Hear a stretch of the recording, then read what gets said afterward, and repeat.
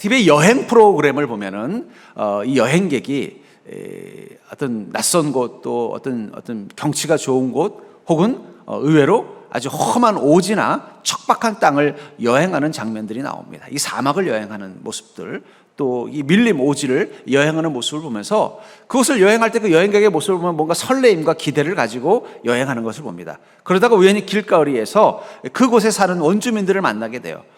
뭐 예를 든다면 광야에 혹은 사막 같은 데 물이 귀한 곳에서 여행하는 여행객은 그 사막의 모습이 신기한 듯 설레는 마음으로 여행을 할 때 거기 원주민들을 만나보면 그 원주민들은요, 뭔가 이 긴 가뭄이나 무더위 가운데서 물을 구하기 위해서 물통을 들고 함께 삼삼오오 걸어가는 모습을 보면서 같이 대화를 나누는 모습을 보면서 저는 그 여행을 하는 그 여행객과 이 원주민의 모습을 비교해 보면서 같은 공간에 있음에도 불구하고 그들의 차이점을 볼 때가 있습니다.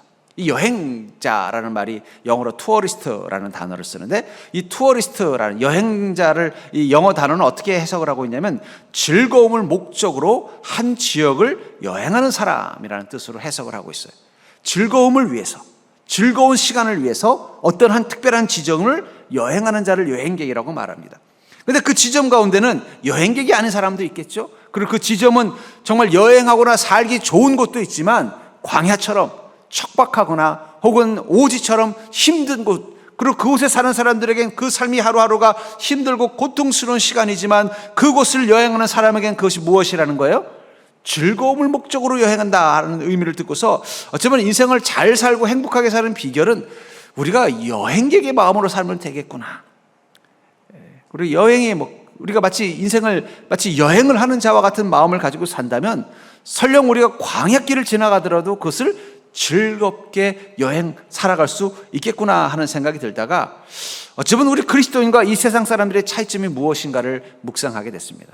오늘 본문은 이스라엘 민족이 애굽에서 나와서 가나안 땅을 향해 가기 위해서 수르 광야라는 지역을 통과할 때 일어난 사건입니다. 그곳을 지나가는데 마침 물이 떨어진 거예요. 그래서 3일 동안 물을 구할 수가 없는 척박한 땅이었던 것입니다. 그리고는 어찌어찌 해서 드디어 작은 물을 발견했는데 그 물을 마시려고 보니까 그 물은 먹을 수 없는 쓴물. 쓴물이 어떤 걸까? 쉽게 생각하면 여러분들 우리 교회 앞 서정역 앞에 있는 진위천 생각하시면 돼요.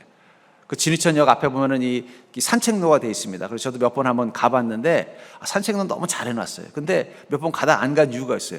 산책로를 지나가는 건 좋은데 옆에서 그냥 좀 좋지 않은 냄새가 계속 올라오는 거예요.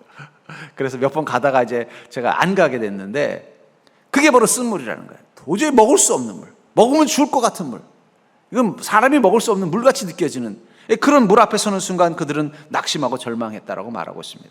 저는 그들이 이 광야를 통과해서 가나안 땅을 가는 여정을 한번 상상을 해봤어요. 만약에 그때 동시대 같은 장소에 하나님의 인도하심을 따라 광야에서 지나 가나안 땅으로 가던 이스라엘 민족과 혹은 애굽이 아니라 어디 저굽이라는 동네가 나라가 있는데 거기도 또 다른 자기의 신을 따라서 그곳을 나와서 이 다른 지역으로 가기 위해서 이 수르 광야를 지나가는 일행들이 만약에 같이 지나가고 있었다면 우리는 그 둘의 차이점을 구분할 수 있을까?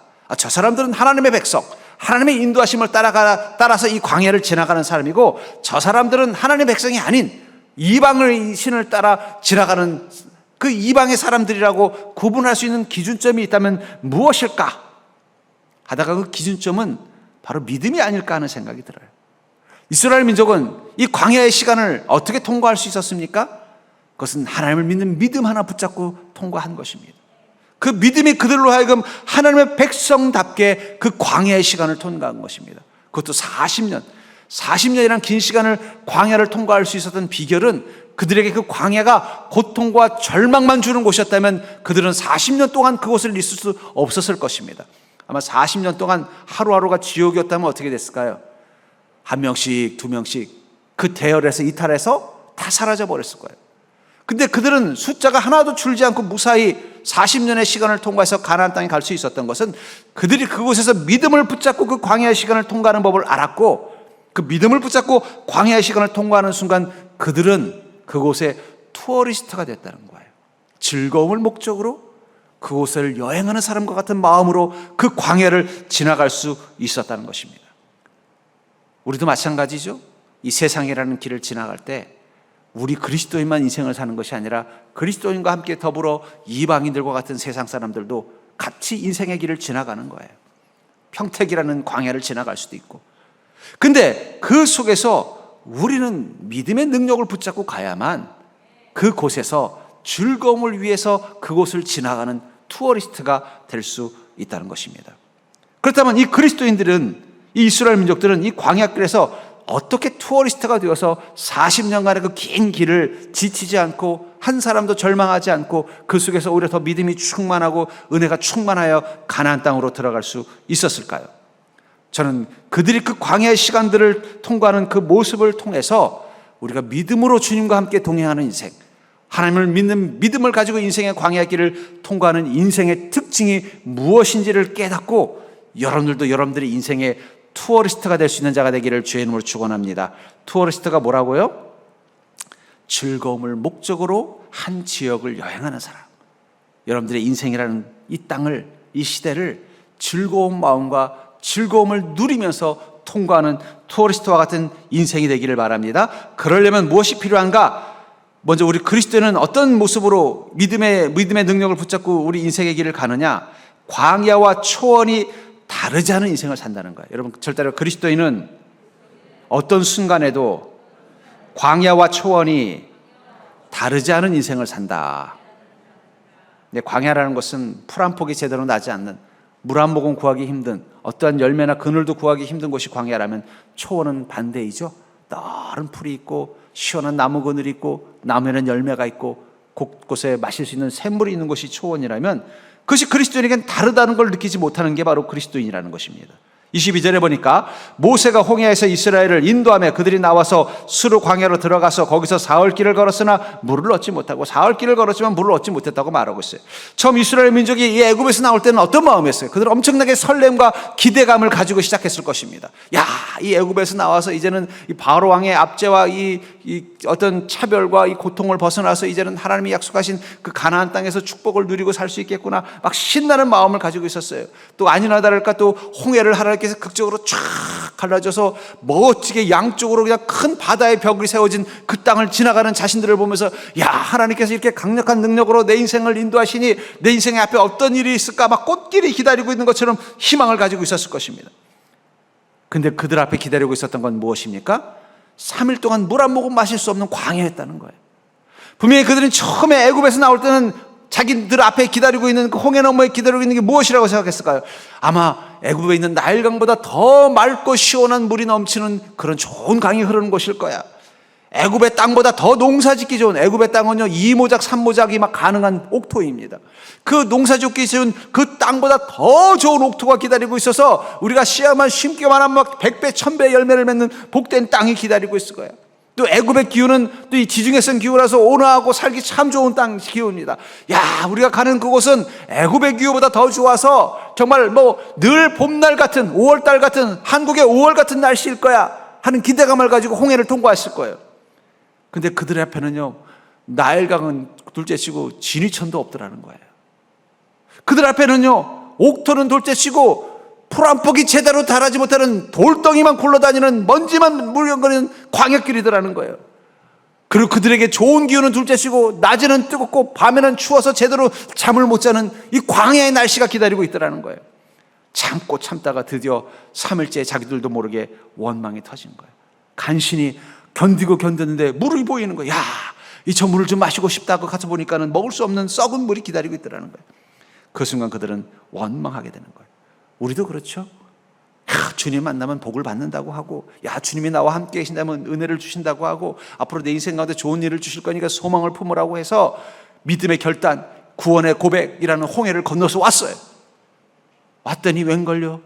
예수님 믿을 때마다 더 척박한 삶이 기다리고 있고, 예수님 믿을 때는 경험하지 못했던 문제들까지 경험하면서 그것을 통과할 때 우리도 모르게 어떤 마음이 드는 거예요. 주님, 저에게 왜 이러세요? 그런 마음이 들 때가 있다는 거예요. 시편 23편 1절부터 3절에 보면은 다윗이 이렇게 고백을 하고 있습니다. 여호와는 나의 목자시니 내게 부족함이 없으리로다. 그가 나를 푸른 풀밭에 누이시며 쉴 만한 물가로 인도하시는도다. 내 영혼을 소생시키시고 자기 이름을 위하여 의의 길로 인도하시도다. 여러분, 이 다윗이 이 고백을 하는 모습을 보면 다윗은 어떤 인생을 살았는 사람처럼 보입니까? 꽃길만 걸은 인생 같죠? 그냥 모든 게 편안하고 평화롭고 그냥 하는 일들마다 다 그냥 형통하고 그냥 아무 인생의 근심 걱정 없이 그냥 여유롭게 산 인생 같지만, 여러분들이 정말 이 사무엘 하를 보십시오. 다윗의 인생에 꽃길이 얼마나 있었습니까? 그의 인생은 광야길이었어요. 물 안 먹으면 마실 수 없는 수르광야 같은 곳이었어요. 먹으려고 보니까 그게 먹을 물이 아니라 이 마라의 쓴물 같은 인생을 경험했다는 거예요. 근데 그는 뭐라고 말하고 있습니까? 여호와는 내게 목자시니 내게 부족함이 하나도 없었다고 고백하고 있는 것입니다. 다윗이 거짓말한 걸까요? 여러분, 그리스도인들도 이 세상에 난 운명의 길을 걷는 자예요. 아마 이스라엘 민족이 이 수르 광야를 통과하는 그 길도 그냥 그들이 처음 가는 길이 아니라 많은 나그네들이 그 광야를 통과해서 저 아랍 땅으로 가는 아마 여정에 있는 길이었을 것입니다. 그 길을 따라 많은 사람들이 그 목마름과 그 힘듦을 통과하면서 길을 갔을 거예요. 아마 그 길로 인도한 것은 아마 모세도 그 길을 경험해봤기 때문일 수도 있을 것입니다. 그런 것처럼 우리도 아무리 그리스도인이지만 우린 세상에 난 운명의 길을 가는 자예요. 인생의 희로애락을 함께 경험하면서 갈 수밖에 없는 존재라는 거예요.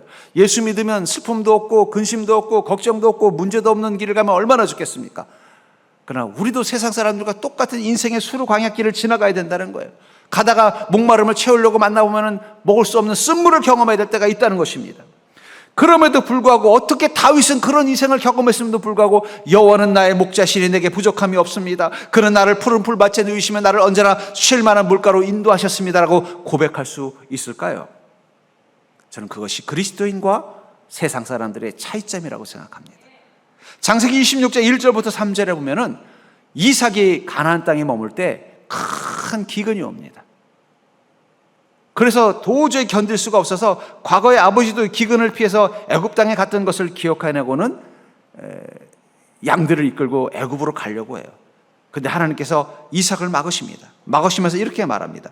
애굽으로 내려가지 말고 내가 내게 지시하는 땅에 거주하라. 그 땅에 거류하면 내가 너와 함께 있어 내게 복을 주고 내가 이 모든 땅을 너와 내 자손에게 주리라. 주님은 뭐라고 말씀하세요? 애굽 땅으로 가지 말고 내가 지시한 그 땅에 거주하라는 거예요. 내가 지시한 그 땅은 뭘 얘기하는 것인가? 가나안 땅을 의미하는 것입니다. 아니, 지금 가나안 땅에서 도저히 살 수가 없어서 애굽 땅 가려고 하는 거예요. 뭐 이삭이 애굽 땅이 더 좋아서 뭐 거기 뭐 새로 신도시가 생겨서 가려는 게 아니라 이 가나안 땅이 너무 살기 힘든 곳이라서 어쩔 수 없이 잠시 좀 피해야겠다는 마음으로 가려고 하는데 주님은 그것마저도 막으시더라는 거예요. 있을만 하면 있었죠. 도저히 있을 수 없기 때문에 가려고 하는데 막으시더라는 거예요. 그러면서 뭐라고 말씀하시냐면 너 이곳에 있어라. 그럼 내가 너에게 복을 주고 너와 함께 할 것이다. 근데 중요한 건 이삭은 그 말에 순종했다는 거예요. 어떻게 순종할 수 있었을까요? 여호와는 나의 목자시니 내게 부족함이 없으리로다. 그가 나를 푸른 초장에 누이시며 쉴 만한 물가로 인도하시는도다. 그 믿음이 이삭에게는 있었기 때문이에요. 내 눈에는 광야, 내 눈에는 마른 땅, 내 눈에는 내가 지금까지 수고한 것들을 다 잃어버릴 것 같은 절박한 시간이지만 주님께서 그곳에 있다면, 주님께서 그곳에 있으라고 했다면 그곳이 푸른 초장이라는 믿음이 있었기 때문에 이삭은 순종한 것입니다. 순종하자 어떻게 됐어요? 그 마른 땅에 하나님이 마르지 않는 우물을 허락하셨습니다. 남들은 도저히 파다 물이 안 나와서 버려버린 우물을 이삭이 파면은요, 물이 콜콜콜 나오는 거예요. 막 넘쳐나는 거예요. 아무도 여기서는 물이 나오지 않는다 그래서 마을 사람들 다 포기한 그 땅에 이삭이 땅을 파면 어떻게 되는 거예요? 물이 나오더라는 거예요. 물이 나오면 그건 더 이상 기근이 아니에요. 물이 나오면 그것은 더 이상 광야가 아니에요. 이삭은 그걸 알고 있었다는 거예요. 저는 그리스도인의 복은 바로 이 쉴만한 물가로 인도하시도다의 단어 속에 있다고 생각해요. 다윗은 그것을 아는 것입니다. 그리스도인의 복은 쉴만한 물가로 인도되는 복이라는 거예요. 근데 저는 여기서 이 로라는 단어를 바꿔야 된다고 생각해요. 우리가 로라는 단어를 자꾸 오해하는데 주님이 말씀하신 건 뭐냐면 쉴만한 물가가 되게 하신다는 거예요. 광야일지라도 주님께서 함께 계시면, 주님의 능력이 붙잡고 계시면, 우리의 믿음이 주님을 붙잡는 손을 놓지 않으면 그것이 무엇이 된다고요? 쉴만한 물가가 되는 것입니다. 그러니까 이 시편 23편 2절은 이렇게 바꿔야 돼. 그가 나를 푸른 풀밭에 누이시며 쉴 만한 물가가 되게 하시는도다. 우리는 쉴 만한 물가로 인도받는 게 아니에요. 쉴 만한 물가가 되게 하시는 주님의 은혜를 마른 땅에서 경험하는 자들이라는 거예요. 그것을 이삭은 알았기 때문에 어떻게 한 것입니까? 하나님이 가지 말라고 하는 순간 근심이 사라진 거예요. 걱정이 사라진 거예요. 옳다, 됐다. 주님이 이곳에 머물라고 했으면 머물면 된다. 왜냐하면 이곳이 바로 쉴 만한 물가가 될 것이기 때문이다. 그 전까지는 고민하고 가려고 한 것은 주님의 음성이 없었기 때문이에요. 어디로 가야 쉴 만한 물가인지를 찾을 수 없었기 때문이에요. 그런데 주님의 음성이 들리는 순간 이곳이 쉴 만한 물가라는 확신이 생겼기 때문에 이삭은 순종하고 가지 않았던 것입니다. 그러자 주님이 어떻게 하셨어요? 그 기근 가운데서 이삭을 100배나 부자로 만들었대요. 여러분, 양치는 목자가 기근이 오면 그거는 가지고 있는 것도 손해보게 돼 있어요. 농사 짓는 사람이 비가 안 오고 물이 없고 그러면 어떻게 돼요? 그건 망하는 거예요. 양들은 물을 먹고 살아야 되는데 양들이 마실 물이 없으면요, 양들은 면역력이 떨어져서 다 병들어 죽으면 망하는 것입니다. 그런데 그곳에서 주님이 어떻게 하셨다는 거예요? 그를 100배나 부자가 되게 만들어줬다는 거예요. 쉴 만한 물가가 되게 하신 것입니다.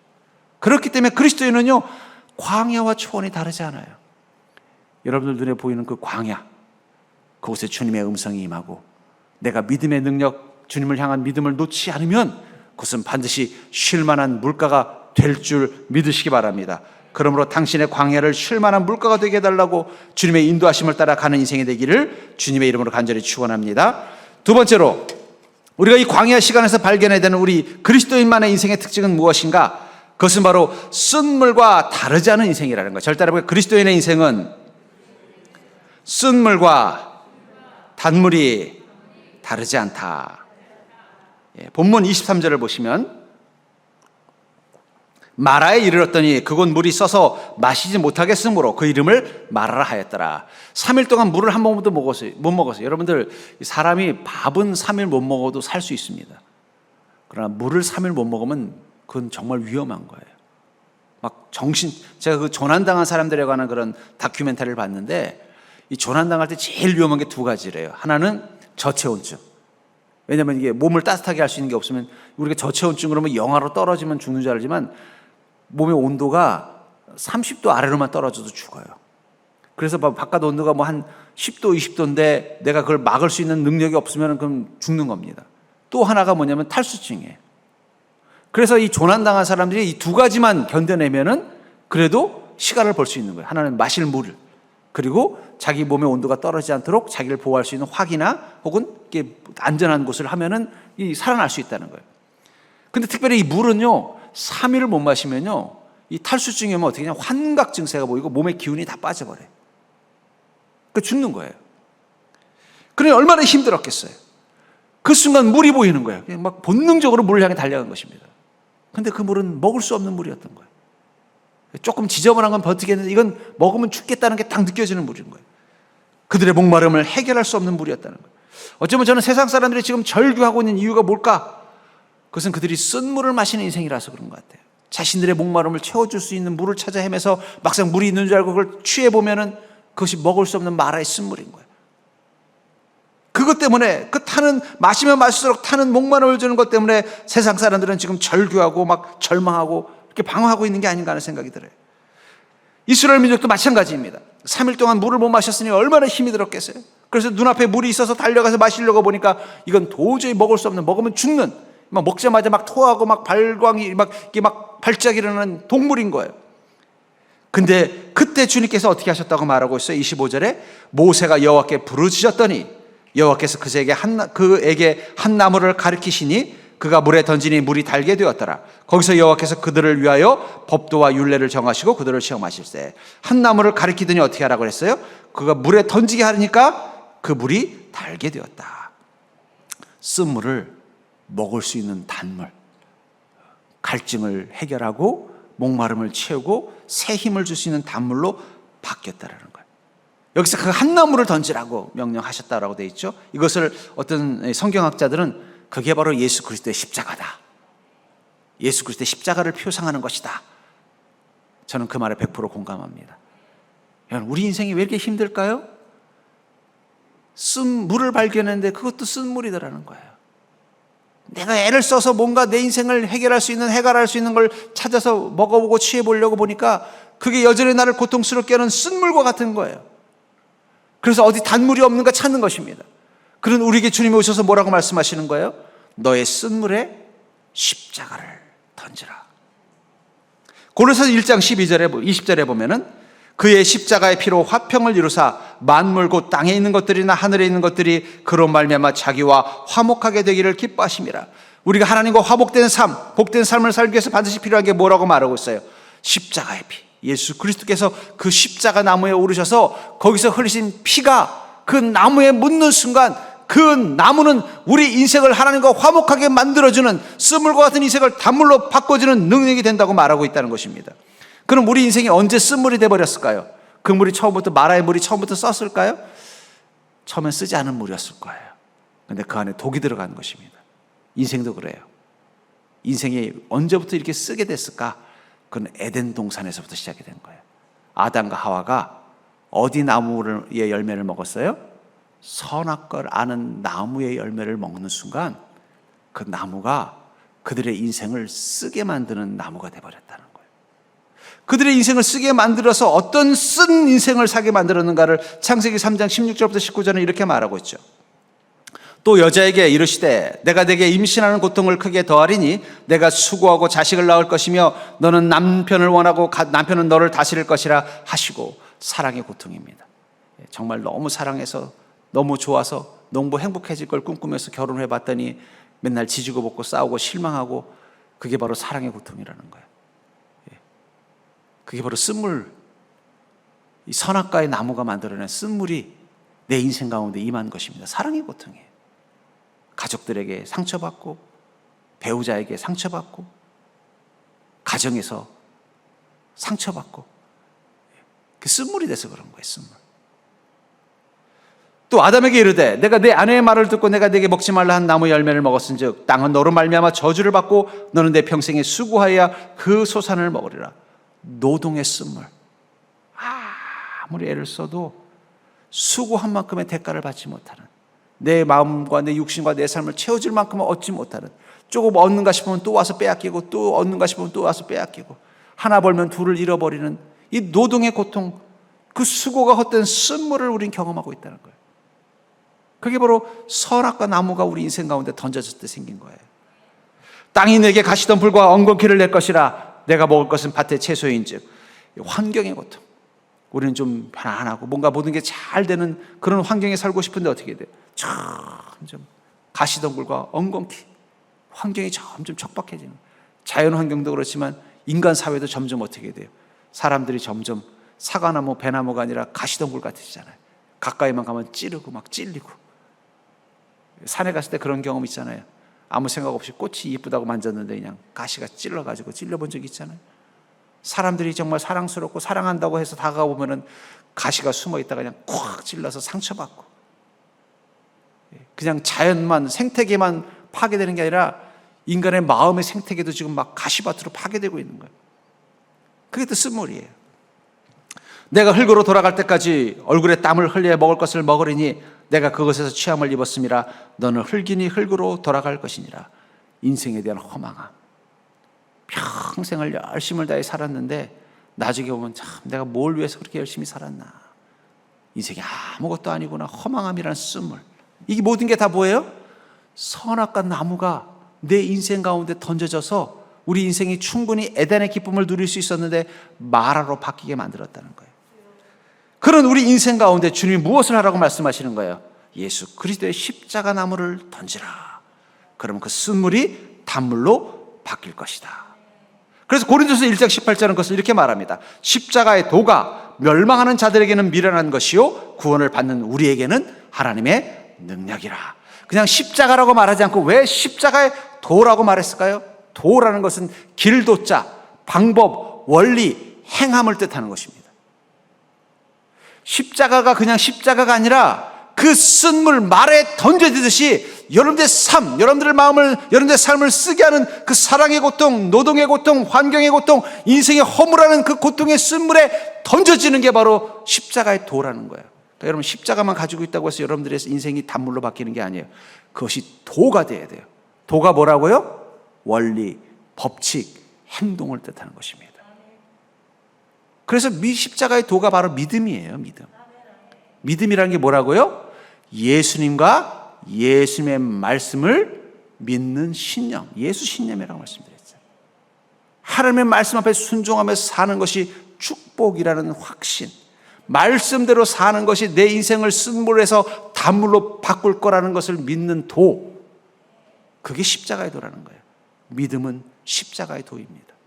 그러니까 믿음이 있다는 것은 그냥 십자가를 가지고 있는 게 아니라 그걸 자기 인생의 쓴물에 던지는 자가 되는 것입니다. 모세가 어떻게 했다고 말하고 있어요? 한 나무를 가져다가 그 쓴물에 던지니 쓴물이 단물로 바뀌었더라. 전 여러분들의 인생의 쓴물, 마라와 같은 쓴물과 같은 그 부분에 예수 그리스도의 십자가를 던질 수 있는 믿음, 그 십자가의 도를 가지고 그곳에서 쓴물과 같은 인생을 단물로 바꿀 수 있는 자가 될 수 있기를 주의 이름으로 간절히 축원합니다. 그렇기 때문에 여러분들 하나님의 능력은 여러분들의 삶 가운데 그 쓴물과 같은 여러분들의 삶을 단물로 바꿔주는 능력이 있다는 것을 믿고 단물을 찾아 헤매지 말고 여러분들의 쓴물을 십자가를 그곳에 던지듯 믿음으로 살아서 단물로 바꾸는 자 되기를 주의 이름으로 축복합니다. 그러니까 쓴물 줬다고 원망하지 말고 어떻게 하라고요? 쓴물을 단물로 바꿀 수 있도록 주님이 이미 주신 십자가가 있으면 그 십자가의 도를 가지고 사십시오. 왜 우리가 믿음 가지고 살아야 되느냐? 특별히 인생의 그 쓴물, 인생의 문제와 어려움 가운데 더욱더 믿음으로 무장되어야 되는 이유는 그 믿음이 그 쓴물과 같은 인생을 단물로 바꾸어 줄 것이기 때문입니다. 그렇기 때문에 그리스도인들은 쓴물과 단물이 다르지 않아요. 뭐 쓰면 어때요? 요리하시는 분들에게는 그 요리를 맛있게 할 수 있는 절대적인 비법이 다 있죠. 미원, 모든 쓴맛을 단맛으로 바꿔주는 미원. 그 지혜를 아시는 분들이 왜 자기 인생의 그 쓴맛은 단맛으로 바꾸는 그 주님의 십자가를, 그 믿음을 쓰지 않으십니까? 제가 전에 어느 중국집에 이제 짜장면을 먹으러 갔는데 마침 이제 짜장이 다 떨어졌나 봐요. 그래서 그 주방장이 조금만 기다려달라고 그래서 시간도 있고 그래서 이렇게 슬쩍 그 주방을 봤어요. 그랬더니 그 주방이 지금 오픈되어 있는 거예요. 그런데 이 많은 웍에다가 짜장 막 넣더니 이만한 국자에다 뭐 하얀 거를 하나 가득 턱 퍼가지고 쑥 집어넣더라고요. 그게 뭐예요? 그랬더니 미원이에요. 그러더라고요. 그래서 제가 어쩌지? 왜 이렇게 짜장이 달달한가 했더니 미원을 얼마만큼 넣은 거예요? 이만큼 집어넣은 거예요. 여러분, 미원은 몸에 해로운지 모르지만 믿음은 몸에 해롭지 않습니다. 여러분들의 인생의 쓴맛을 단맛으로 바꾸는 가장 좋은 조미료가 뭐라고요? 믿음. 여러분 옆 사람 보고 이렇게 볼까요? 인생이 쓰면 믿음 좀 팍팍 치십시다.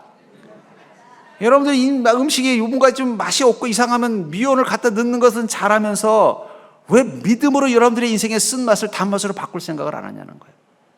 그러니까 그리스도인에게 쓴물과 단물은 다르지 않아요. 왜냐하면 우리에게는 그 쓴물을 단물로 바꿔주는 믿음이 있기 때문입니다. 전 여러분들이 그 십자가의 도를 가지고 여러분들의 인생의 쓴물을 단물로 바꾸는 자 되기를 주의 이름으로 축복합니다. 세 번째로 이 광야의 시간에서 우리가 발견할 수 있는 그리스도인의 인생의 특징은 바로 그리스도인은 실패와 성공이 다르지 않다. 실패와 성공이 다르지 않아요. 그리스도인은. 본문 25절과 26절을 보시면 거기서 여호와께서 그들을 위하여 법도와 율례를 정하시고 그들을 시험하실세 이르시되 너희가 너희 하나님 나 여호와의 말을 들어 순종하고 내가 보기에 의를 행하며 내 계명에 귀를 기울이며 내 모든 규례를 지키면 내가 애굽 사람에게 내린 모든 질병 중 하나도 너에게 내리지 아니하리니 나는 너희를 치료하는 여호와임이라. 주님께서는 그 쓴물을 단물로 바꾸시고는 뭐라고 말씀하시냐면 내가 너희들에게 율례와 법도 십자가의 도, 믿음으로 사는 방법에 대해서 가르쳐 주겠다. 그리고 시험하겠다는 거예요. 그 말씀대로 순종하는가? 그 순종하면 어떻게 한다고 말씀하고 계세요? 애굽 사람에게 내린 모든 질병 중 하나도 너에게 내리지 않겠다라고 말씀하신다는 거예요. 그럼 애굽 사람에게 내린 질병이 뭡니까? 그 10가지 재앙이죠. 그 10가지 재앙의 공통점은 무엇입니까? 인생을 실패하게 하는 요소라는 거예요. 그 10가지 재앙은 애굽 사람들의 삶을 실패하게 만드는 요소들이에요. 하나님이 내린 재앙이 뭐예요? 그들로 하여금 인생의 더 쓰디쓴 맛을 보도록 실패하도록 만들어주는 게 하나님이 주신 재앙이라는 것입니다. 그렇기 때문에 그 재앙의 특징은 뭐예요? 흉작, 경제적인 위기를 만들어주고, 전염병, 병들어서, 우리도 코로나를 얼마 전에 겪지 않았습니까? 전염병, 사망, 그리고 공포, 인생을 실패하게 만드는 것들을 주님께서 어떻게 재앙이라고 말씀하고 있다는 거예요. 그것들이 주님의 말씀 앞에 순종하면서 사는 인생 가운데는 어떻게 한다는 것입니까? 내리지 않게 하겠다. 근데 그 다음 문장이 참 재미있어요. 나는 너희를 치료하는, 내리지 않으면 끝인데 왜 치료하는 하나님이라고? 여러분, 치료는 어떤 사람이 받는 거예요? 병든 사람이 받는 것입니다. 재앙을 경험한 사람이 그 재앙을 극복할 수 있도록 만들어주는 게 치료예요. 왜 하나님은 그렇게 내리지 않겠다고 하시면서 나는 치료하는 하나님이라고 말씀하셨을까요? 그것은 인간들이 절대로 하나님의 말씀을 100% 순종할 수 없다는 걸 아시기 때문이에요. 순종하지 못하니까 어떻게 돼요? 10가지 재앙, 인생을 실패하게 하는 요소 가운데 처할 수밖에 없다는 거예요. 그런데 하나님이 우리를 그대로 놔두지 아니하시고 어떻게 하신다는 거예요? 다시 치료해 주시고 다시 회복해 주신다는 거예요. 가끔 우리 성도님들이 뭐 바쁜 일이 있는지 교회를 잘 안 나오고 막 이러다가 오늘 갑자기 막 새벽 예배에 나오고 하는 그런 분들이 있어요. 그럼 저는요, 이거 우리 성도님이 새벽 예배에 나오는 거라 기뻐하는 게 아니라 긴장이 돼요. 혹시 뭐 사고 치셨나? 걱정이 되는 거예요. 갑자기 막 평소 때는 뭐 무슨 바쁜 일이 있는지 주일날도 잘 안 나오시던 분이 오늘 갑자기 막 새벽에 나와서 기도하고 막 수요예배 금요예배 나오면요, 저는 막 긴장이 됩니다. 혹시 무슨 사고 쳤는가? 그럼 아니라도 이렇게 보면은 뭔가 좀 어려움이 있는 거예요. 뭐 가정의 어려움이라든지 사업에 어려움이 있다든지 혹은 또 뭐 몸에 이상이 생겼다든지 또 뭐 이렇게 근심되는 일이 있으니까 주님께 기도하는 거예요. 근데 저는 그걸 보면서 그래, 그리스도인은 좀 뻔뻔해도 괜찮다는 생각이 들더라고요. 좀 잘못했어도 하나님께 좀 뻔뻔하게 나와야지. 내가 이렇게 어려움 겪는다고 내가 좋은 일 있을 때도 하나님께 안 갔는데 어려움 겪는다고 주님 만나는 건 좀 참 내가 염치 없어 그리고 안 나오면 어떻게 되겠어요? 그럼 그 인생 더 망가지는 거예요. 근데 어떻게 내가 하나님 잘못했습니다. 내게 좋은 일 주셨을 때 내가 믿음 잃어버리고 내 멋대로 살았는데 이 어려움 겪어보니까 내가 얼마나 어리석고 죄인인지 깨달았습니다. 주님, 저를 좀 도와주시옵소서 하고 무릎 꿇고 오면 주님 뭐라고 말씀하실까요? 참 뻔뻔하지만 그래도 잘 왔다 그러지 않겠어요? 우리 옆 사람 보고 한번 인사해 볼까요? 참 뻔뻔하지만 그래도 잘 오셨습니다. 왜냐하면 주님은 치료하는 하나님이라는 거예요. 그러니까 어떻게 돼요? 다시 와서 주님 앞에서 순종하고 믿음으로 살려고 애를 쓰면 또 주님이 어떻게 하셔요? 치료해 주셔서 회복시켜 주시는 거예요. 그 대신 이제 두 번은 뻔뻔하지 않기를 주의 이름으로 축원합니다. 그 뻔뻔하게 나요, 차라리. 여러분들 내가 염치 없다 이런 말 갖지 마시고 주님 앞에서는 염치 안 찾으셔야 돼요. 사람들 앞에서는 좀 염치가 있어야 되지만 주님 앞에서는 염치 찾을 필요 없습니다. 내가 실수했어도 잘못됐어도 다시 주님께 와서 어떻게 해요? 내 이 실패 가운데 주의 은혜를 달라고 여호와 라파의 하나님 나를 만나달라고 기도하는 자 되기를 주의 이름으로 축복합니다. 고린도서 12장 9절부터 10절에 보면 우리가 지난주에 우리 그리스도인은 자족의 복을 누리고 있다고 말씀드렸어요. 그래서 적극적인 자족을 해야 된다고 말씀을 드렸잖아요. 그때 이 문장을 통해서 이 자족이 무엇인지를 바울의 자족을 통해서 말했습니다. 근데 이 문장에 보면 그가 자족의 기쁨을 누리고 살 수 있는 비결을 뭐라고 말하고 있어요?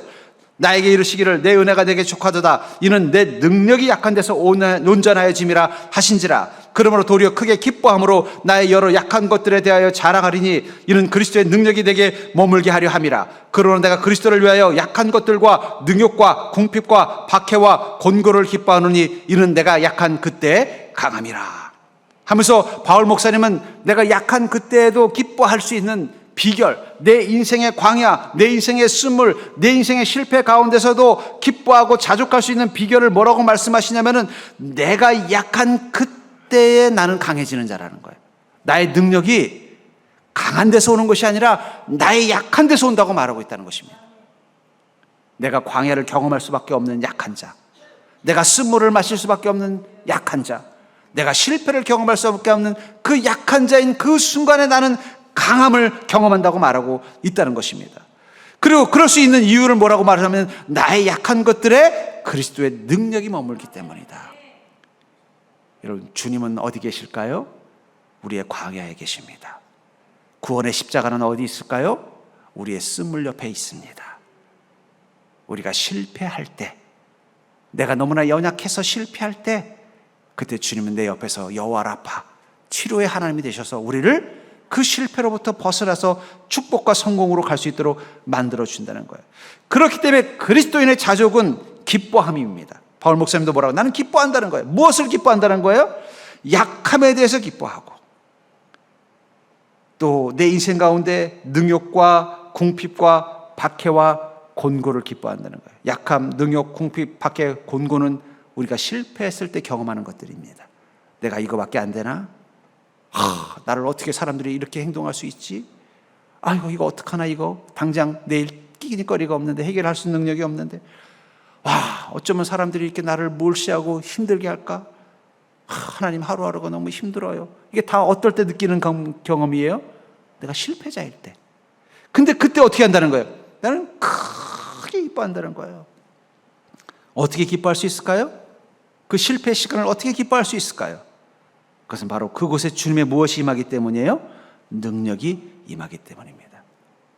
여러분, 우리는 그 실패의 시간, 약함과 능욕과 궁핍과 박해와 곤고의 시간에 주님의 능력이 머문다는 사실을 기억하는 자 되기를 주의 이름으로 축복합니다.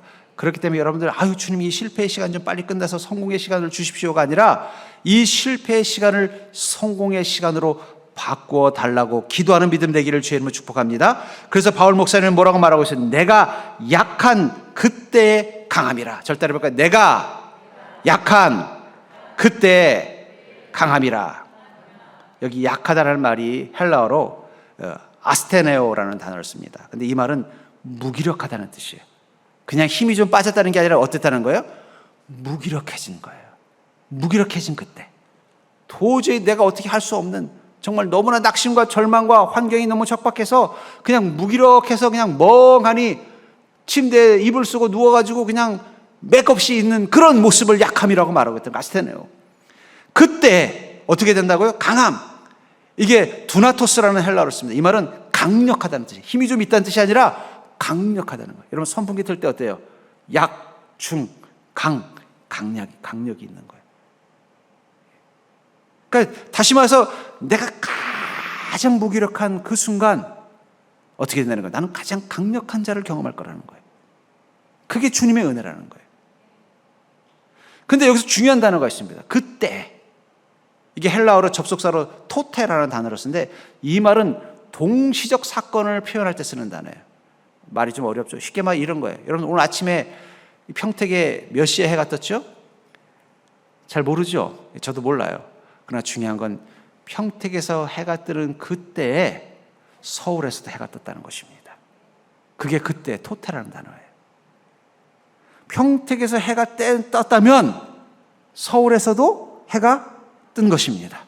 평택에서 해가 떴다면 대전에서도 해가 뜬 것입니다. 그게 그때라는 거예요. 그 말을 바꿔보면 지금 내가 가장 무기력하다고 생각하는 그때에 나는 가장 강함을 경험할 수 있게 됐다는 거예요. 이게 무기력함이 끝난 다음에 강함이 오는 게 아니라는 거예요. 차례가 아니라 동시적 사건. 그게 토테라는 거예요. 그러니까 여러분, 지금 주님, 저는 최악입니다. 그때가 뭐라고요?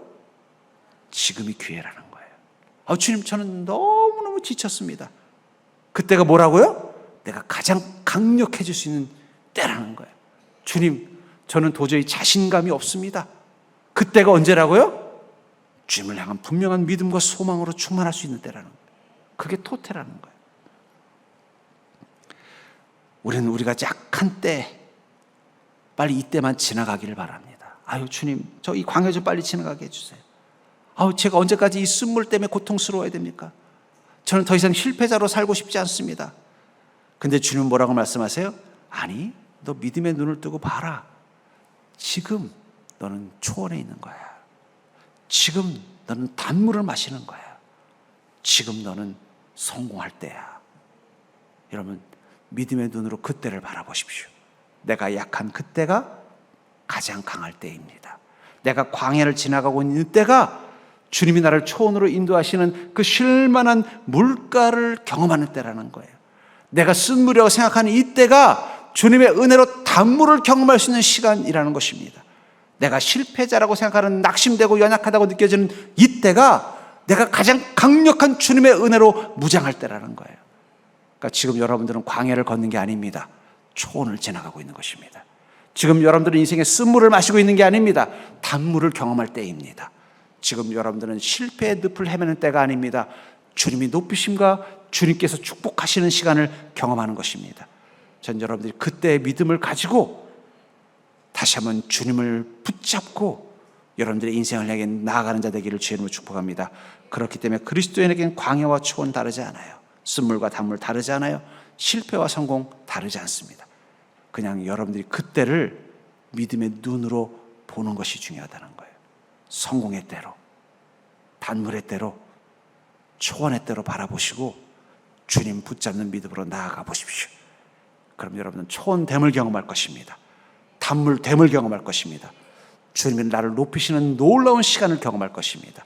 그 놀라운 은혜가 여러분들과 함께 있기를 주의 이름으로 간절히 축원합니다.